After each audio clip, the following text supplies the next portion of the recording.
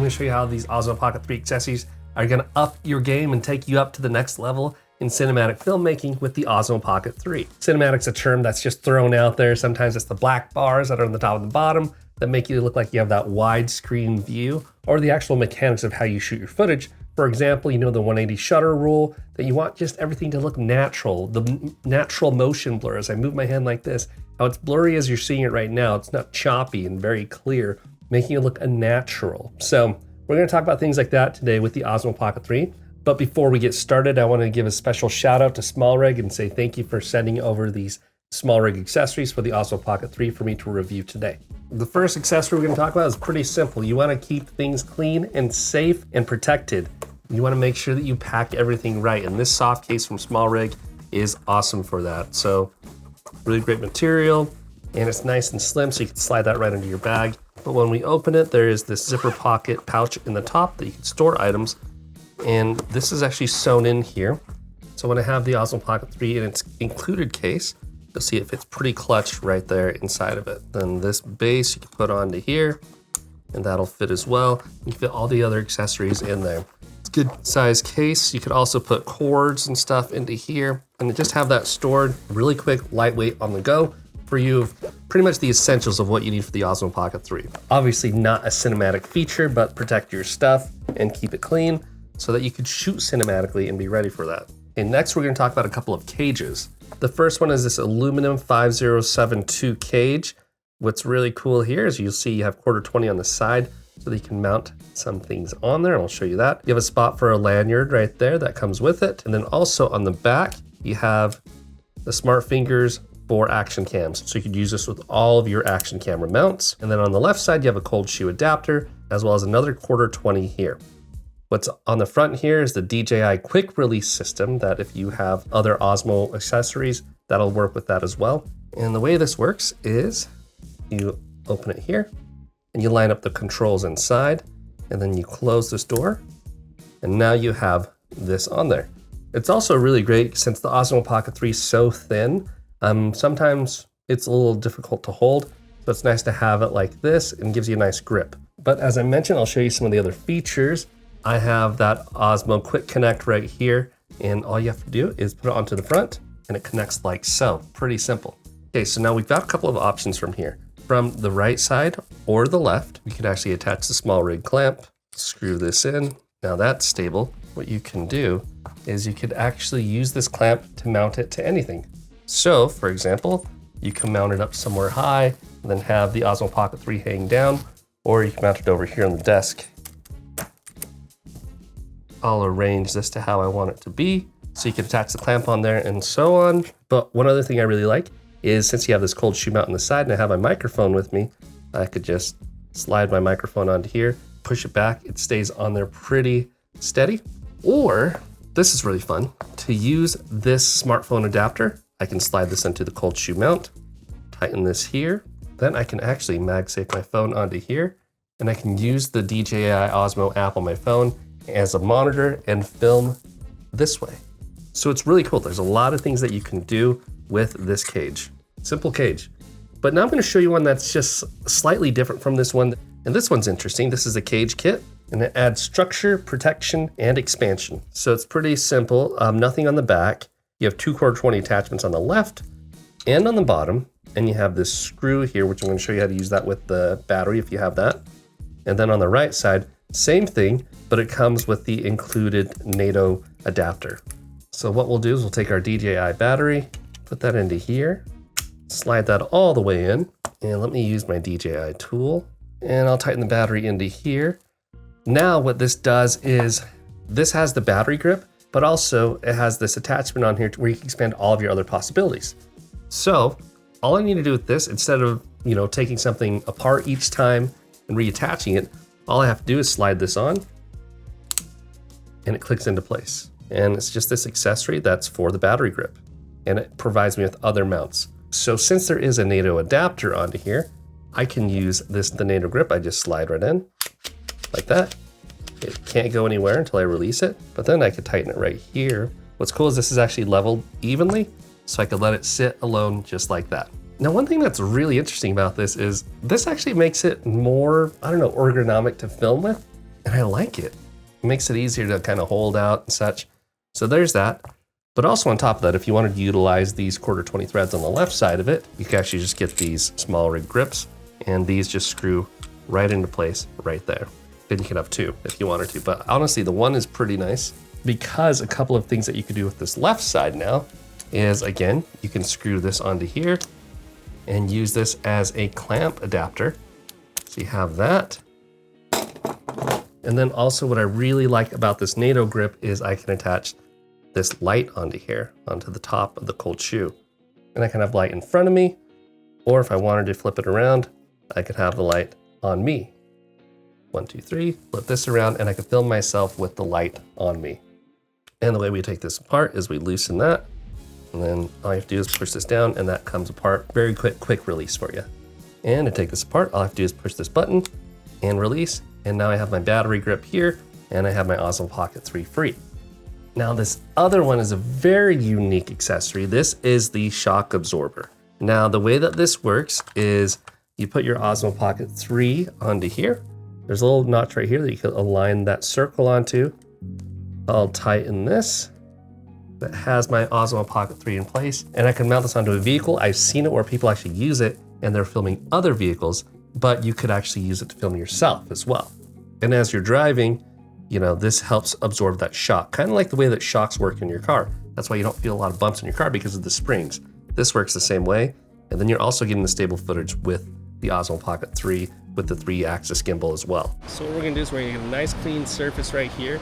It's pretty flat right there. So I'm gonna have my Osmo Pocket 3 holder pointing towards me in the vehicle. I'm gonna find a nice flat surface like right here. Pump this a few times as I push down, and that's gonna stay there. That's pretty sturdy. Then what we're gonna do is we're gonna loosen up this screw right here, put down the Osmo Pocket 3, and there's a little nib right there, and it shows you where that controller could go. And as I plug this in, I'll squeeze that to tighten it. So I have it pointed that way. When I turn it on, I'll triple click to have it face backwards towards me. 1, 2, 3. Then I'm gonna use my phone as a remote from inside the car so I can control it. Car is bouncing up and down, getting through these gaps here. You can see how stabilized this footage is of me, and it's literally just like in any direction in all the axes. All covered now, especially with the shock absorber.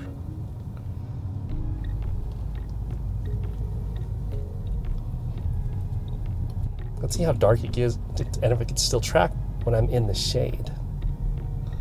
That's pretty good.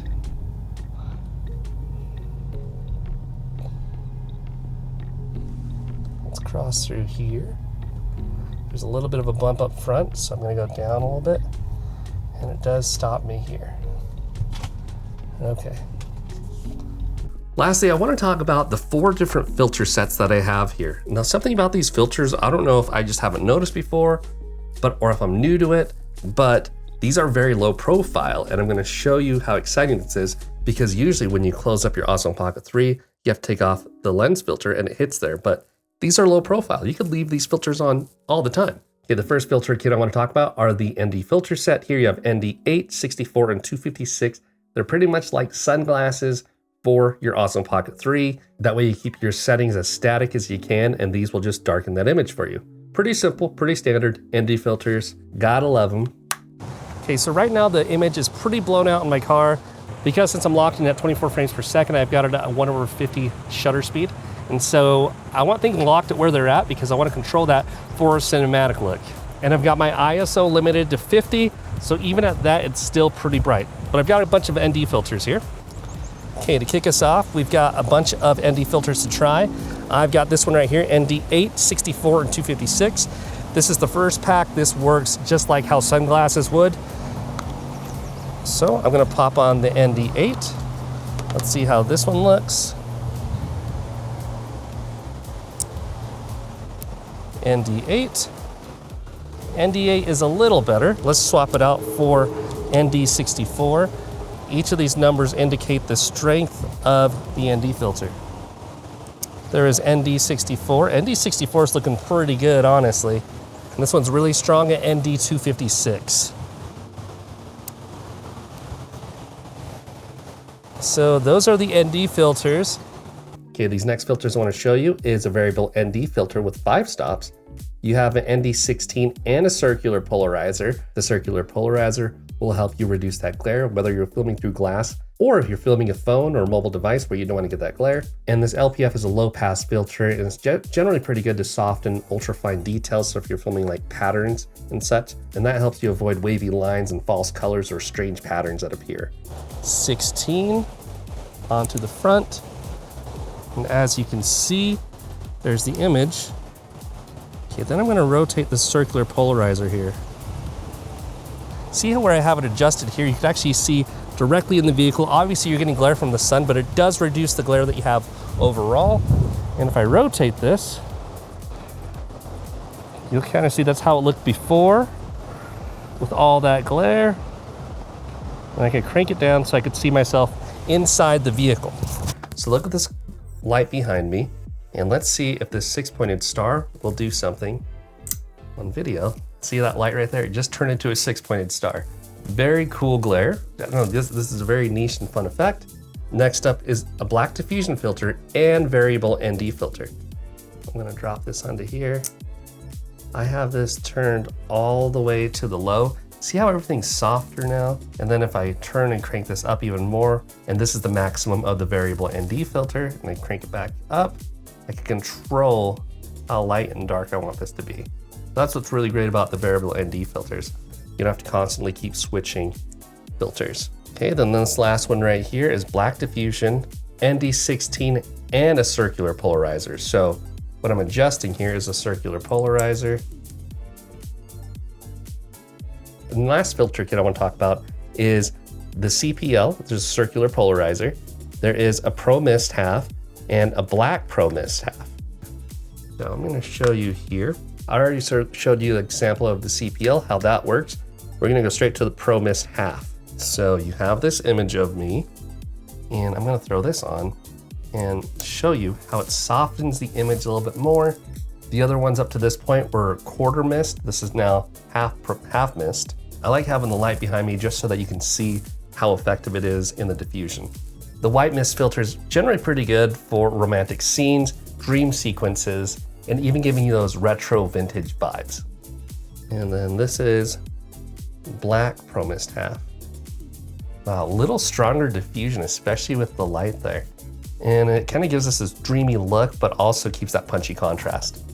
I love using this filter for night shots and street shots and even cinematic interview shots. So those are some of the latest accessories from SmallRig for the DJI Osmo Pocket 3. If you want to learn more about these products, I'm going to list them out in the description below. They are affiliate links, so if you purchase from there, I do get a little kickback from that. It doesn't cost you anything extra, but thank you in advance for doing that. And I hope that you enjoy the products because I think that these are really good to up your cinematic game as an Osmo Pocket 3 filmmaker. I want to say thank you again to SmallRig for sending out these products for me to review. I'm excited to use them even more in my cinematic productions and also on this channel. And if you found value in this video, please don't be shy to comment, like, and share the video with those that you feel would find value out of content like this. And if you want to follow along for more camera and tech videos, be sure to hit that subscribe button, and I will see you in the next one. Peace.